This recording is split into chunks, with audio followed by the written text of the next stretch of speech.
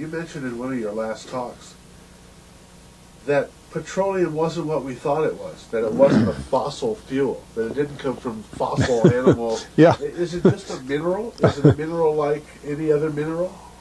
Is that how it, what would you say? How did it, what's the origin of You see, petroleum?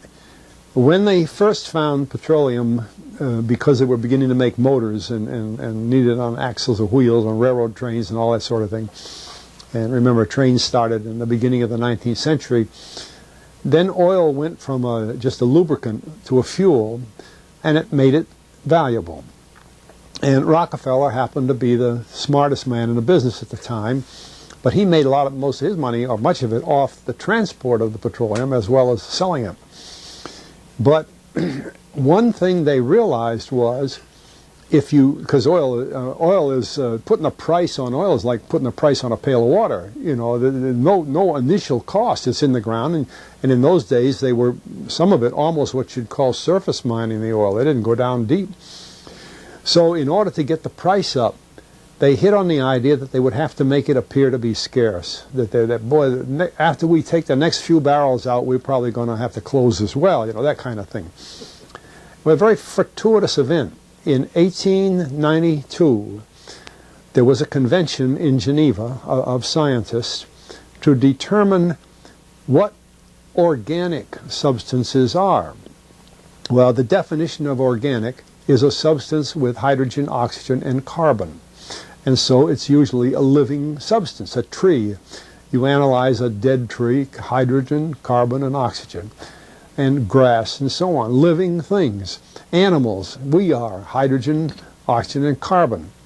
So at this Geneva Convention, Rockefeller took advantage of sending some scientists over who said, oil, petroleum, is hydrogen, oxygen, and carbon.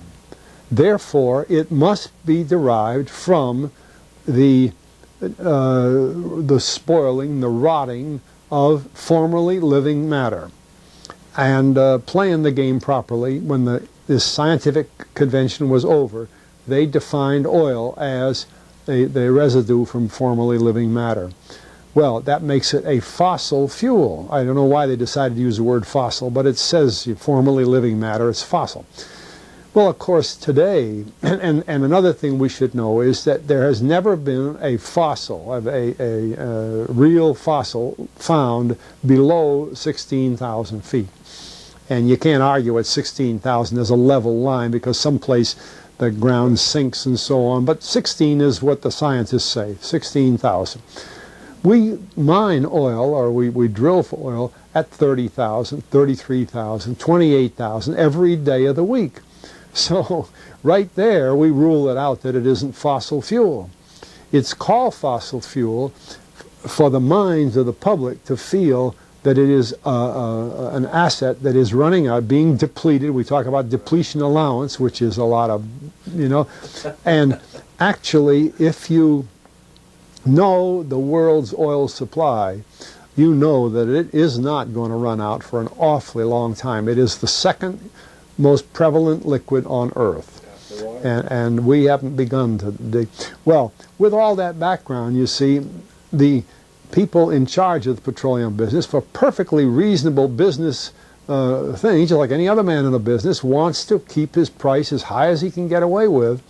And the way to do is just say, well, there's no more. The last barrel is going to cost $1,000, and then it's all done.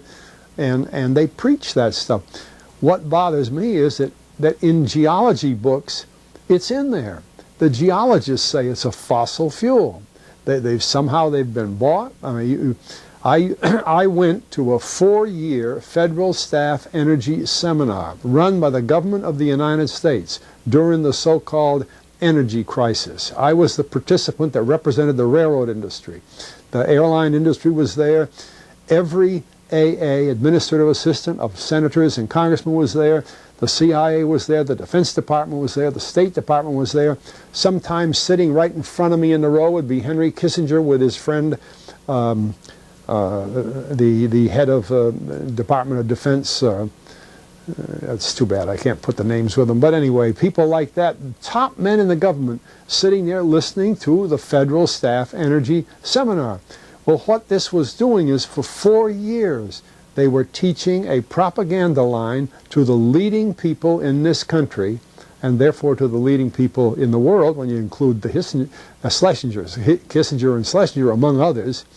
And the object of it was, as Kissinger used in his own terms when it was time for him to speak, to create a world price for oil.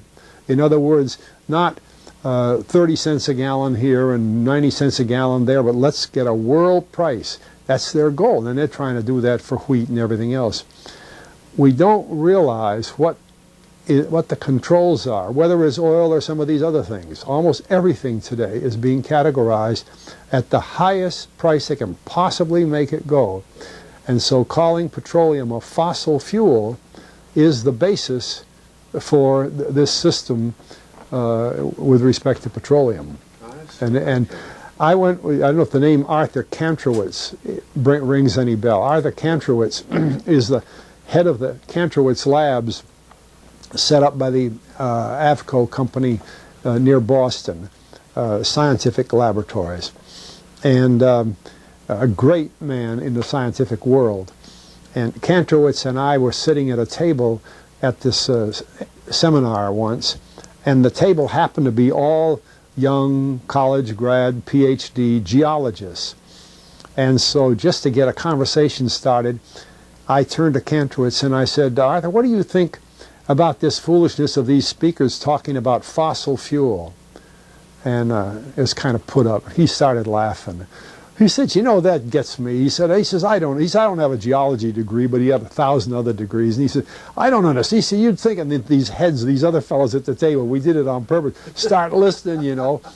And he asked, he said, are you gentlemen, he says, you're here at the meeting, are you gentlemen by any chance geologists? And one fellow, yes, I am. And the other, yeah.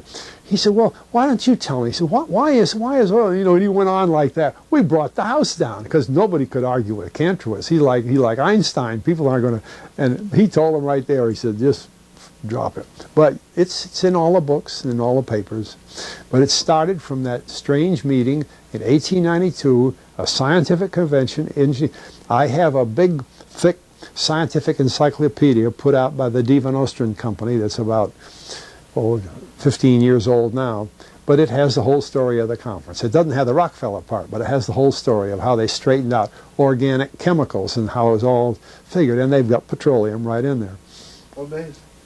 Amazing. So these aren't accidental things, you see. There's a dollar sign behind almost everything. okay.